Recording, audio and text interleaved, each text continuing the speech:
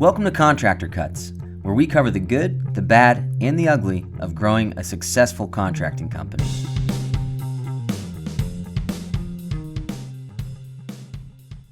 Welcome back to Contractor Cuts. My name is Clark Turner. And I'm James McConnell. Thanks for joining us again this week. So today we are doing part 2 of product quality. Last week we talked about how to onboard subs, how to manage them, kind of the front end, and we use the metaphor of a grocery store. There's 2 things that a client comes in for. They are buying the product that you're giving them, the milk off the shelves. And the second product that we're actually selling is their experience of receiving that. So in construction, you might be selling them a kitchen or an HVAC unit or a new apartment building. What the actual product that you are in charge of as a general contractor is, yes, we need to deliver that really well. That needs to be a nice quality product that they leave with. But the experience of receiving that is the secondary product. So we dove deep into the actual product that they're getting, how to get onboarding your vendors and your subs and your crews, how to manage them, how to manage your week, and getting them started, all of that stuff last week. So if you missed that one, go back and listen. It's a really good one. The second part today is the second part of product quality, which is the client's experience. And so we're talking about the job site management, how to manage the job sites, how to set the client's expectations, and then how some really key features that we're zoning in on today is our benchmark walks, and we're going to talk through what that means and what that looks like, but how to do them well, to where A, we're saving ourselves money, B, we're keeping our reputation up, and C, we're getting off the job quickly so we can start the next job. So it's a really good way to do things, and it's something that in our companies we've honed in on a lot over the last year or two on doing these really well and making them kind of a key feature on our estimates and on our job sites as we walk. So we'll dive into that in a second. To your point, yeah. And I tried to watch some of the Super Bowl. I saw one commercial. Yeah. And I don't agree with this, but I don't remember what the brand was, but it was a car, and it said, the measure of a vehicle is how it makes you feel, which is probably true. They probably spent millions of dollars on studying, how people purchase things. And I think this is about how people feel through the process. That's right. And the better you make that experience, the more good feelings, Yep. the more people will pay for what you're doing. Yes. And more importantly than even pay is that they're going to sing from the hilltops your name to their friends, family, neighbors, all that stuff. Yeah. Were you going to sing from the hilltops? I'm in love, and I don't care who knows it. But I mean that, and I've said this before, if they get they don't love the tile backsplash, but it's fine. It looks good, and everything else in the kitchen's good. And I probably would have picked this differently. The product that they received is 95% perfect, but not 100%. But the quality of experience is 100%. They're going to suggest you and call you again. Yeah. If you flip-flop that and the quality was 90% and they had to call and they didn't know when you were showing up and the guys were late and you took 3 extra weeks when there was no reason to take, we got it done, but it was like going to the dentist. Yes, but the kitchen is perfect. They'll say, hey, happy about the kitchen. I wouldn't use those guys. But yeah, I'm happy with the kitchen, right? And so what we want is the reputation builder, and exit quickly and not costing us a bunch of cash to make them happy, but actually the first time doing it really well. And so that's what we're talking about today. Most construction problems don't come from bad work, right? That's kind of the main key. They're coming from late decisions, from changes happening. James, what's your experience with this? Talk to me about that.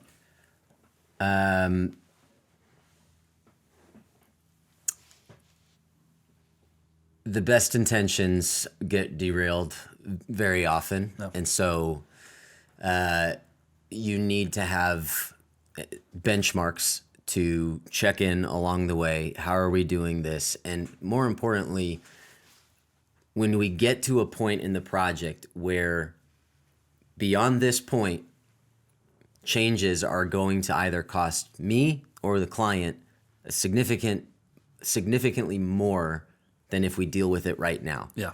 So it's really not a question of are fixes going to cost money? Yes, they're costing somebody money, whether it's the crew with their time and opportunity costs, whether it's you have to pay the crew because whatever miscommunication between you and the client, or it's the client because they know they're asking for something different. Changing something's going to cost somebody money. The question is, how do we mitigate that exposure? And benchmark walks is the best way to do that. And in doing that, it's a twofer. You're protecting the client's experience by making sure, construction is chaotic. There's things that are constantly changing, but if we can plan for the chaos and find little spots where we're checking in, getting signed off by the client and getting their blessing, the experience is going to follow. There's really 3 different areas that you're going to lose money, and this is eliminating 2 of them. Last week we talked about the first one. The first one is I just hired a bad crew. The guys just sucked, and they bailed. They screwed the job up and bailed, and I got to cover it. Right? That's number 1 spot to lose money, reputation, and time on the job. If we onboard them well and do everything we talked about last week, you're really, really minimizing that risk on those. The other 2 spots, 66% of the issues come up from 2 different spots. 1, your personal lack of knowledge of what should be happening. And 2, lack of communication between you and the client to where they thought one thing was happening and you thought something else was happening, right? So the quality of the crew, your lack of knowledge of, I didn't realize I had to acclimate the hardwoods in the house. I just didn't know that. Or number 3, the client wanted A and you thought they wanted B. Your estimate was written vaguely about this. You do B, and they're pissed off and want you to do A, and now it's slowing us down, costing me money, right? And so those are really the 3 spots that we get caught with losing cash and losing our reputation. And this is trying to eliminate 2 of them. And just to say ahead of time, the benchmark walks do not eliminate the need to prepare ahead of time. This is an extra layer of protection. This is the overkill. This is going to push you over the edge from being good to great. If you can stick to it and put the correct benchmarks into each project, because every project's going to be different in terms of what benchmarks are needed. You might need to be creative with how you come up with your benchmarks. And the best thing that can happen is the benchmark is a wasteful time period and unnecessary. Like that means you're doing the job well, you communicated well, the expectations, like that's great. If the benchmark was like, it looks good, sign off, I'm good to go. It's like a doctor's visit where everything looks good, the test came back good. Everything. Cool. All right, so starting with that, we kind of have a front end benchmark walk, and then we actually have our true benchmark walk. So kind of the front end side of this is we have our client engagement agreement, which does a lion's share of the work in terms the table of expectation setting, making sure they understand, making sure they're looking at the quote. All of the stuff we do during that is literally probably 80% of the heavy lifting is done during the client engagement agreement as to getting on the same page and expectations. The next is going to be what we talked about last week, the pre-construction job checklist, making sure that we have all the questions answered. We know where everything's happening. The marching orders for the crews, work orders are on spot. During pre-construction, we have the Gantt chart laid out, and we're like everything in pre-construction that's happening right before the job after we get signatures is kind of the secondary, making sure the benchmark of where we're at is happening. But once we start the project, once hammers are swinging, James, what are those benchmark walks? And kind of give me a broad explanation of what that is, why you're doing it, how you plan for it, kind of walk me through the understanding that. Yes. I'm happy to. Thanks. So a benchmark walk, this is just it's a pre-planned point in the project, alliteration. To pause and assess what this last phase was, and if it's up to the standard that you and the client both expect. Again, to your point, this should be, and hopefully is, a inconsequential meeting with the client. The client does need to be there. But we stop, we look at the space together, we lock in the decisions before the next phase of the project starts. Because again, once the next phase starts in construction, it's going to be more expensive. Once you frame everything up, once you run your electrical and plumbing through it, it's going to be more expensive to redo the framing. Yep. Once you put the sheetrock on, it's going to be a hell of a lot more expensive because then you have to come in with the electrician and the plumber and the framer, and the sheetrock has to be taken off and so it's a cascade effect with construction. But what is the benchmark walk? So it's the plan point. Explain it to me like I'm a homeowner and I see it on my scope. We got a benchmark walk. Give me an example of a benchmark. Okay, benchmark walk. So a benchmark walk for this project is, one of them is going to be after framing. We're reframing your primary bathroom, which means we have a new a toilet room location. We have your shower stall with the niche and the curb and the bench. We have your new closet location. Everything's framed out. We haven't done the plumbing or the electrical yet. Everything is just framed out. Now, the benchmark it's on the scope. We finished framing, now we have a benchmark walk. We are going to come into the bathroom and we are going to walk in it like we're existing in the bathroom. We're going to go into the toilet room and pretend that we're sitting on the toilet and see what kind of distance we have in the wall. My husband's 6'5". I think he needs a little bit more room in here. This seems kind of tight. Okay, well, this is what it is on the drawings. I think we could probably cheat another 2 inches. Like, would that be enough space? Or are you talking more? No, I think 2 inches would be sufficient. Okay, great. This is going to be another $250 to move this. We already have this framed. We're going to have to take this out, get new wood, blah, blah, blah. Totally understand, not a big deal. Easy. Mm-hmm. In the shower, the niche. Okay, this is the location. Can we make it a little bigger? Not a problem. Actually, it's not going to cost you anything because we don't have to reframe anything here. We just have to move these 2 studs out or these 2 blockings out, and not a problem. Because 10 minutes. We haven't even put in the Schluter, the backing or anything like that. We're just at framing. Not a problem. So you can see how the cascade effect of this, if you wait until tile and you're done tile, and they're like, this niche is really small. They're not going to make that change because you're going to tell them how much that's going to cost, but they're going to be frustrated. Like, I wish you would have told me sooner. Yeah. I wish you would have made that more apparent to me. I can't blame you because I saw it and I whatever. I just, I'm not in construction. Yeah. And you as the contractor hear that and you understand their point of view and you're like, I really wish we did. This was on the drawings. This is what we talked about, but seeing it on paper versus living in the actual space are 2 different things. We all understand that. Yep. And so that's the tension we talked about in the beginning. Like there's tension in those change orders. Even if the client agrees and accepts them, it doesn't mean that they're necessarily going to be happy about them. That's right. So framing has a benchmark. Well, and let me say one thing about that. The other side of not doing this benchmark walk is the framing's in there. It's 11:30 at night. Sheetrockers are showing up tomorrow morning, and I get a text on my phone from Miss Samantha that says, "Hey, I think we need this wall to be this space on this by the toilet needs to be a little wider. Can we widen this wall?" Well, sheetrock's showing up tomorrow morning. It's 11:30 tonight. Mm-hmm. I'm laying in bed right now. I now have an hour and a half of calling crews, getting people moved around. Can my framers and it's causing me time. It's causing me money. Even though I can change order that $250 at that point, at least we caught it.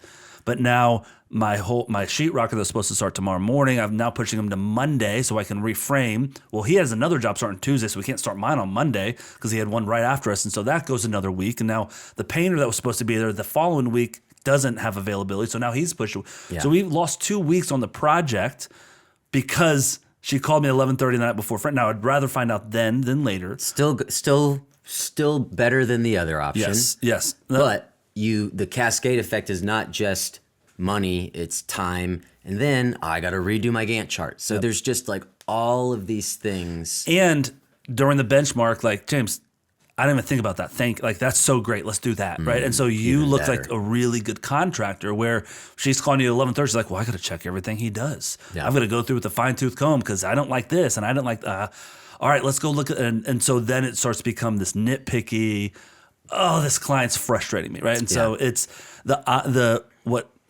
mean, if you're listening to this and you're a contractor for more than a month, you felt what I just said.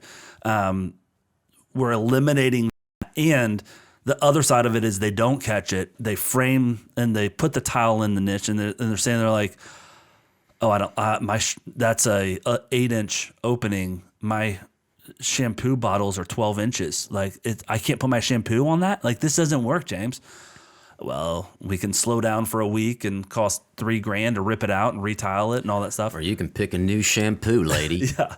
Well, and we're not only assessing what's happened, this also sometimes changes the client's mind of what the next phase is, right? And I don't know if I'm getting ahead of you, but it's not just that niche looks great, but it's like, oh, you know what? The tile I picked out isn't going to look good here.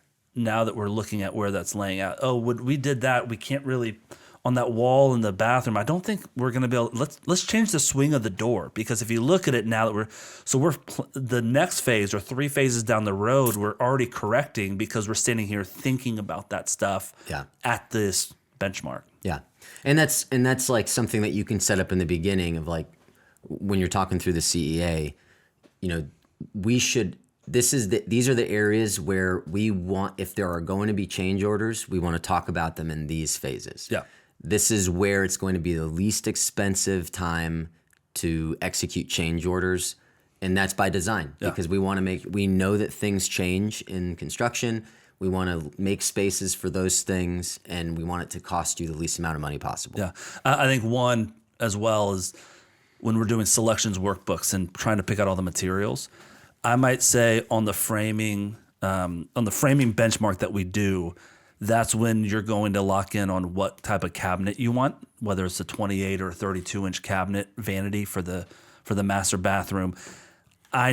We need to decide on that benchmark walk what size vanity, and then you got 2 weeks to pick one out for us to put in here. But like, the selections workbook can also be tied to these benchmarks of, all right, well, let's do this, and then we can see where that light fixture is going to be best. In the event that you like, again, we're not a slave to the rules that we create. The rules are supposed to work for us. So ideally, we have everything picked out. Yeah. But we all have been in that project. Like, I haven't been able to pick the cabinet yet. I haven't been able to pick the tile yet. Okay, by this benchmark, we need it absolutely at this point. Yep. Are we on the same page with that? Cool. And you write it in the estimate underneath that benchmark. One thing I don't think we've covered is we're literally putting benchmark walks at $0 charges as line items in our estimates. Yeah. Right. This is going to happen between this phase and this phase. And that way I can put it on my Gantt chart in our software. If you're assigning a line item out, you assign it to yourself. When you do that, you're picking dates, and it's holding space on the Gantt chart for those days. Yeah. So it's, hey, Thursday and Friday, we should be done with framing by Wednesday. Let's not start the next phase till Monday. That gives us Thursday, Friday to assess this, make any changes. Also, if the framing is running late, I got an extra day, but that's our buffer time.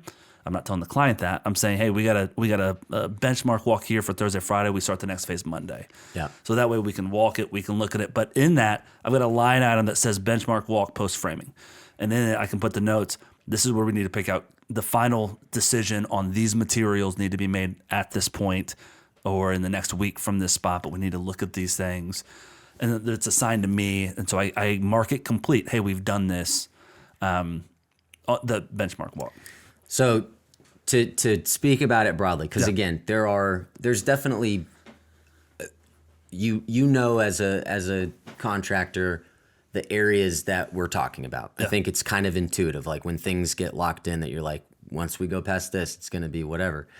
But there's kind of 3 buckets that these kind of live in. The first one is before things are hidden, and this can kind of seem tedious because it's like before demo and after demo is both big spots. Yeah. So the pre-demo being the pre-construction walk. Yeah. Right. And you could call that a pre-construction walk. You could call that the first benchmark walk. Whatever you want to do. We talked about it last podcast. It's where's the cut station? Yes. What are we doing this? Where do we put the materials? How are we going to access? Where is there anywhere in the house we can't go? All that stuff. Yes. Post demo, that's when the walls get opened up. And this is something that you talk about during the estimation process, all your conversations with the client. There's certain things that we're not going to be able to know until the wall's open. Yeah. Unless you're okay with us going into your home while you're living here, while we're waiting for permits to come in, and we cut some sheetrock out and we do some searching around. We could do that. We could figure that out if you'd like. Yeah. But typically we come in, we do the demo, and then we stop. We do all the demo. Stop breaking it up into these little areas. If you're going to break it up like that, your scope should look a lot different, and it should be a lot more expensive because you're having a crew come in and you're doing demo here, and then you're stopping and demo there, and then you're stopping.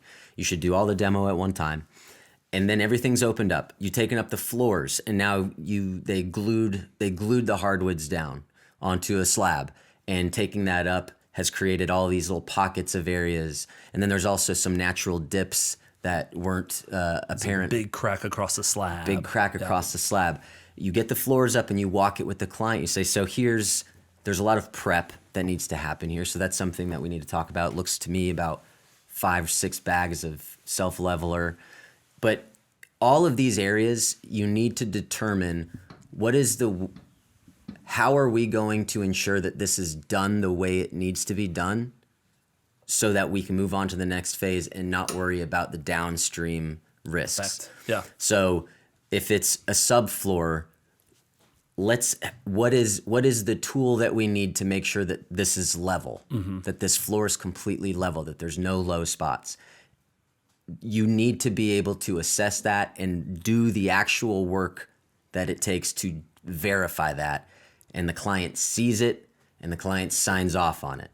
Because if you're walking it later and they're like, this seems like it's like a dip here. It's like, well, if we go back to the benchmark walk, I don't feel the dip, but I'm not calling you a liar.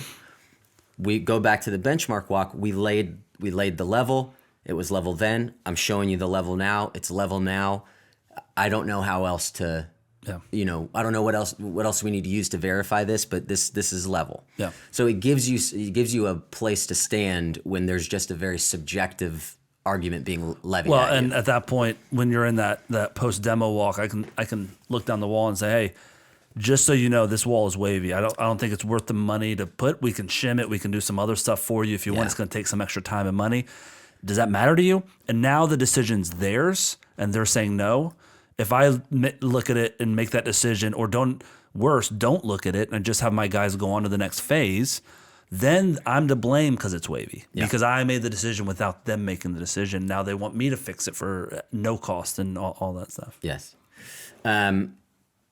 So before things are hidden, so post-demo, pre-demo, post-demo, subfloors and surfaces, making sure wherever we're working, the walls are plumb, it's flush, the floors are level, everything's the way that we need it to be. And if it's not, we can have that conversation. The next bucket of benchmark walks would be before the finishes lock your layout. So before we paint, okay, it might be you doing flat walls, it might be texture, but whichever one that is, you want to walk the client with you. How is the texture here? I know that once we put paint on the wall, it might reveal some other things, but generally I want you to be nitpicky. How's the texture look here? Yeah. How does the wall, the sheetrock finish, we're sanded, we're ready for primer, we're ready for paint. Is there any areas that look suspect to you? Let's address those now. How's the trim look? Post paint. As soon as we're done with that, we're looking at the paint. There might be some areas they want to address. What I'm trying to avoid is, it looks fine. We get to the end of the project and it's like, this ceiling needs another coat and that wall needs another coat and I don't like the texture over here. Okay, now we have the floors in and we're repainting, we're retexturing. It's costing us a ton of money and it's this weird area of like, you should really be paying me for this. We talked through this stuff. That's why you get the sign off. That's why every benchmark gets a sign off, because you need something to stand on. Yeah. And you can give in a little bit like, hey, I agree that needs some extra paint. This other area over here that you're talking about, I don't agree with what you're saying there. And you did sign off on that. So maybe I'll take care of this area for free. Would you be okay to pay me for $300 to get this? I'm not charging anything on top. I just want to pay my guy It's not going to take us a ton of time. But he did the right thing, and you signed off on it. And if you want it painted, we can paint it. Yeah. But it looks good to me. With electrical and plumbing, like heights of switches, locations of switches, where the shower head location, HVAC vents and stuff, when you're walking through and these things are roughed in, okay, now we have the opportunity to see how it's all laying out, the door swings versus the switch locations and all that kind of stuff. We can move things now at a very small cost, if anything.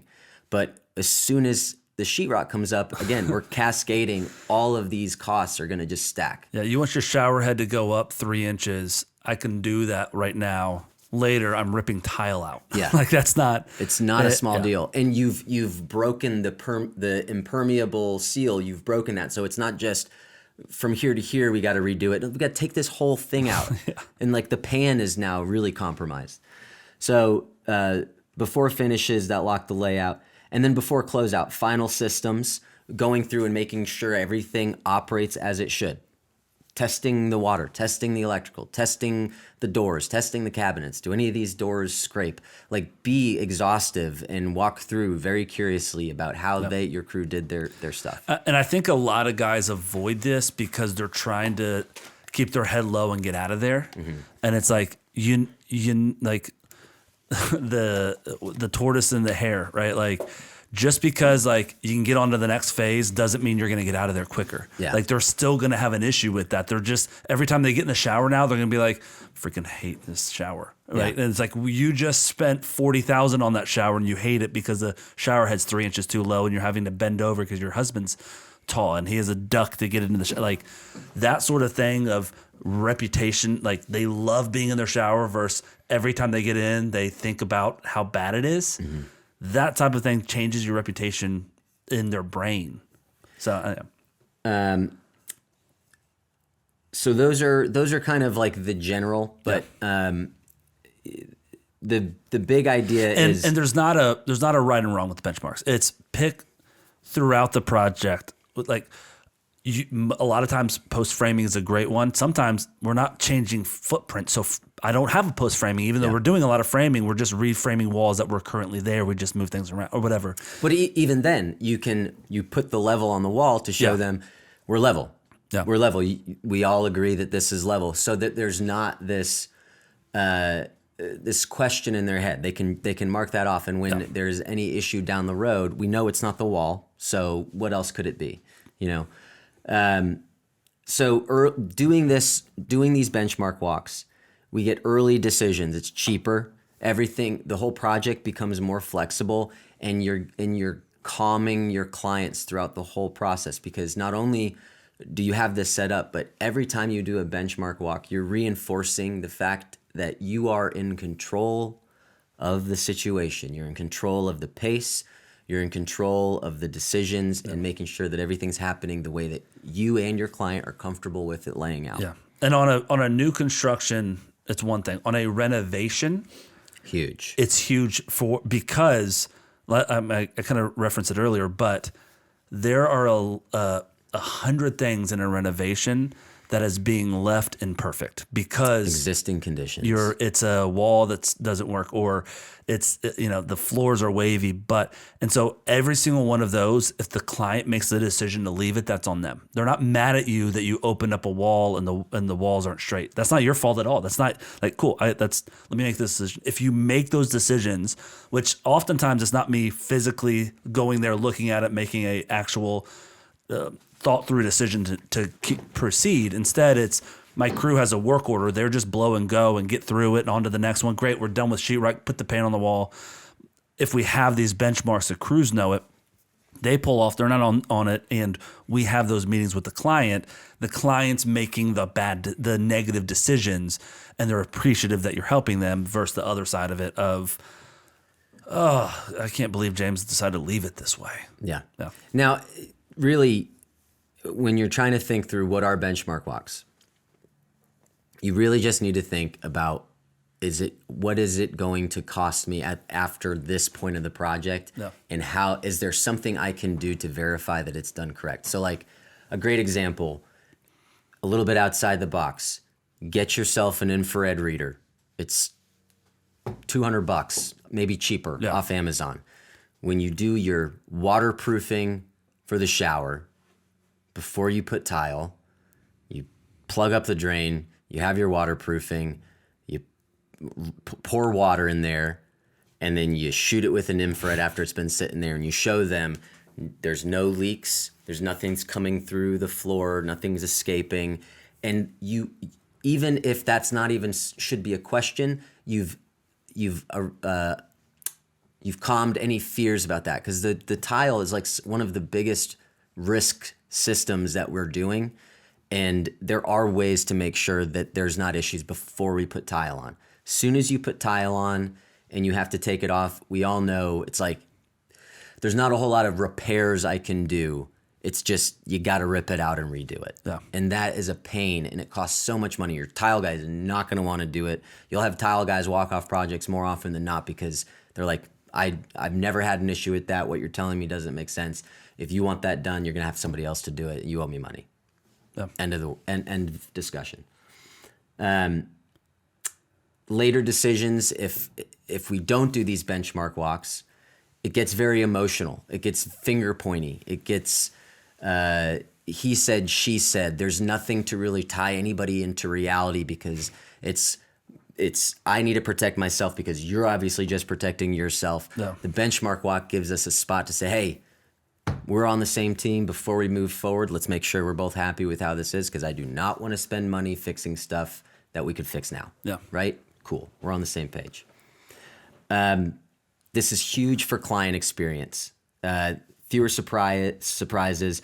Why didn't you tell us this? You're the contractor. Yeah. You should. This is Construction 101, This James. is Construction 101. The tension with change orders. When you don't have that tension with change orders, you're building trust consistently with your client. And every time you do that benchmark walk, that's another opportunity to just continue to build that trust. Yeah. There is a reality to what their house is and is going to look like and currently is. And them accepting it is them accepting it, not James left it this way. Right. There's a big difference of that. It is that way, period. Is it them accepting it or is it James is the problem? Yeah. Don't wait for punch. Don't wait for punch to address, like, the question shouldn't be, could we handle this in punch? It's how do we handle this before punch? Yeah. And like punch work is punch work. It is touch-ups here. It's putting on a knob. It's doing a door stopper. It's not repainting a wall. That is not punch work.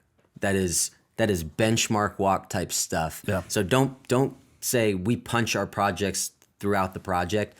No, you punch at the end. We do benchmark walks to make sure that we are in line and that we're not setting ourselves up for cascading issues down the road. I think it's also like there are times, it's like with your children. You let them come to conclusions even though you know the answer. And sometimes on the benchmark walk, you're doing that with your client as well. Like, I mean, like, what do you think we should do? And like, I know there's no way we're going to rip this out. There's zero way we're going to tear up your entire foundation to move that line 2 inches. Mm-hmm. But letting them come to that conclusion is what the benchmark walk is for. Yeah. Because it's like, I mean, we could tear it up. I mean, we're looking $10,000 to move that pipe 2 inches. What are your thoughts? Yeah.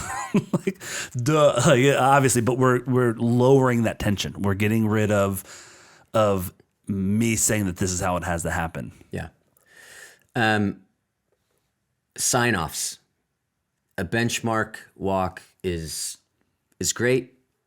Do it with a sign-off. A client sign-off is really where the rubber meets the road. Yep. And it's not a gotcha or something to weaponize against them, although it could be those things if things get really, really ugly. Yeah. This is a memory anchor. It's, hey, we did that. We did the benchmark walk. We showed you everything. You signed off on it. So this is a change order. Yeah.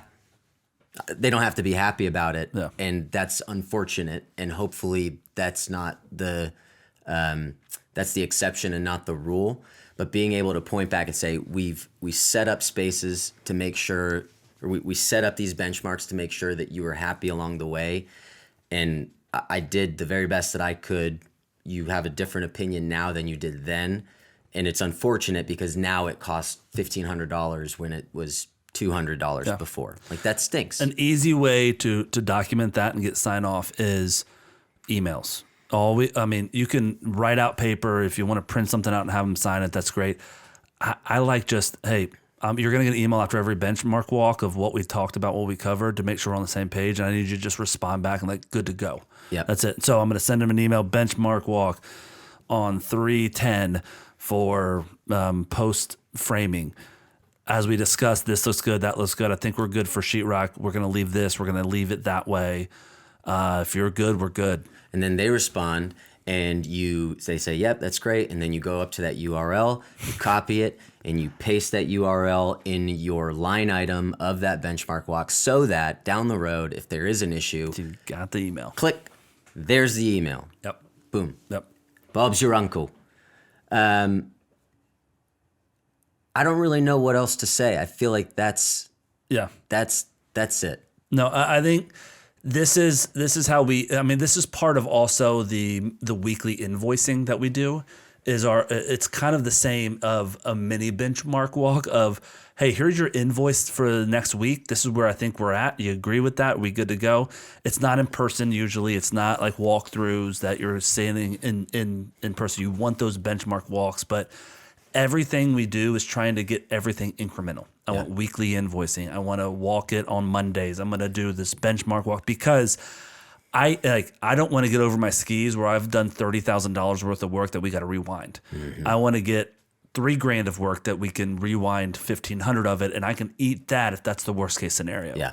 And so getting these benchmark walks is how we maintain throughout the project. Now we could have gone in 7 different directions with this part of it, but we haven't covered benchmark walks, so we want to dive into it today.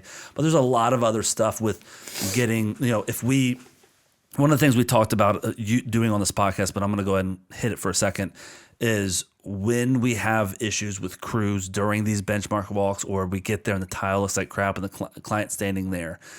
One of the things that we've talked about is getting crews trained and certified in different things. So the Schluter certification, the Dial Tile or Floor and Decor does trainings. And so we will pay a crew to go get trained in something, get some sort of a certification or a stamp on something. That way, if I'm standing there and the tile looks like crap during this benchmark walk and I'm going to have to bring a separate crew out to replace it, I can tell the client, like, listen, these guys are good. I've used them before. They're certified through Floor and Decor for tile, so I don't know what happened here. Yeah, it's offsetting I've done my due diligence. I didn't pick up a guy in the Home Depot parking lot to do this. This is a legit tile crew. I don't know what happened. Yeah, but starting to build your ammunition for during these walks to be able to say, okay, this is how we're going to fix it. I'm going to cover that. I don't like that tile. There's an inch drop off in that grout line from one tile to the other. I don't know how they could leave it this way. This isn't okay. And I think there's a lot of creativity just in the benchmark walks. Like if you're about to do a benchmark walk for sheetrock or texture, maybe you do one area of, hey, this is how we're going to do the trim. This is how it's going to look. We're not doing all of the trim in the house. I'm going to show you what it looks like when we do a mitered edge, and this is how we have it in the scope, and here's this doorway, here's this window, here's this baseboard. Is that good? Is that what you want? Yes. And I get signed off on that before the dude runs, and we have to fix all the joints. Yeah. And on top of that, your guy does it, and you're like, that's how all the trim looks. Yeah. Well, when we're done, that's how all the trim looks, right? I think I can hear guys yelling through their phones at us saying, I don't have time to do that, James. Like, that's too much work. I would rebut that in 2 ways. Number one, you don't have time not to do it because it's going to cost you time at the end. Yeah. You don't have enough money to not do that. That's my number 2 is you didn't charge enough for this. And talking through how we do this during the CEA and before you get a signature is why they're paying more for you than the next guy. You don't want to be the lowest bid because the lowest bid doesn't budget to do this stuff. And you're right, you don't have the time because you don't have the money for it. Yeah. So this is why we're more expensive than the other guys. Now, we're not the most expensive, but we're not the cheapest. I promise you that. And this is where I talk to the client about, like, let me talk to you why there's a benchmark walk in our quote. Does the next guy have that? Do you think you guys are going to pause and spend a day walking it? Is that valuable to you? Do you want that from your contractor? Because that's why you're paying us 8% more than the other quote that you got. Now, if you want quality, that's what we're here for. If you just want it done and quality is not important to you, we're probably not the best fit. But we're going to give you a high quality product, and this is how we achieve it. Other people say that they're high quality. Ask them how they achieve it. It's these benchmark walks. It's how we do X, Y, and Z. It's the Gantt chart that you're getting. It's all of this stuff that we're charging for. We owe to them, and we're promising it to them in the pre-construction phase and in their CEA conversation, and we're walking through all that. And that's how they need to know the product they're buying. If we don't have this as part of the front end conversation, they don't realize why they're buying it. They don't understand the value of what we're bringing. And so when I've talked to multiple guys that I coach that are like, I've bid all these jobs and I'm losing every single one of them, and I need to drop my pricing. Well, that might be the case. Let's look at it, but you're not building value for what they're buying. Like you're offering them a $5 product for $10. It's a car. Yeah, where it's like, oh no, actually what I'm giving you is a $15 product for $10. But compared to the other three guys you talk to, they're selling $5 products, and there's no difference from us to them. Mm-hmm. So that front end process that we really hit hard on, the client engagement agreement, how to do from first intake through signature, that part of our 10-step is so important, because if you don't have the money to do the benchmark walks, to take the time, to make sure, to spread, like all of this stuff costs you time. And so we need to charge profit on the jobs for it, because I'm not taking my pay out of the job. My pay is coming out of the profits. So when you're saying, well, I feel bad charging over 30%, or I don't think I can get it. Well, you're not. You're spending time. You got to get 35%, because 10% is paying your paycheck, because you need to spend time standing on this job site doing a benchmark walk and all the other stuff that we want to do to make sure that the quality is perfect. So I think in saying this, when guys are like, I don't have the time for it, it's you don't have the time not to do it, because it's going to cost you weeks later as opposed to 2 hours today. Number two, if you don't have the time, it's because you're not charging enough. You got to build in the time and make sure that you can spend the time needed to do these things, and you're getting paid to do that. Yeah. I mean, at the end of the day, there's a lot of selling you can do on the front end, and you can talk a big game and tell the clients everything they want to hear. But doing things like the CEA, like the benchmark walks, these are actionable things that help you execute. Yeah. Because it's a lot of people have a hard time executing throughout the project. Maybe they can do a good job on the first week or the first 2 weeks or the first half of the project, but the execution needs to be happening throughout the project the entire way. Like, execute what you're talking about. Yeah. Execute the dream that you're selling, and benchmark walks help you do that in chunks and phases. Yep. And I think it would be helpful for people to kind of be able to look at their project that way. It's like, I don't need to execute. I don't need to just like execute. I'm going to get to this point, breathe. Yeah. Get to this point, breathe. Like, take it in chunks. Yeah, that's great. Thank you guys so much for joining us. If you want to hear more about this, want to talk to James or I, want to have a meeting to get some of this paperwork and understand how to build benchmark walks in, we love to talk to you. Go to contractorcuts.com, reach out to us. We'd love to set up a free 30-minute meeting to hear about your company, tell you about the coaching side of this, the paperwork side of this, anything that you need. And we'd love to work together with you. If you want to get into software, ProStruct360.com, you can sign up for a free 2 weeks. It's month to month. There's no contract on our software. We'd love to show you around in it and help you grow your company to the next level. All right. Thanks so much. And we'll talk to you next week. Goodbye. Goodbye.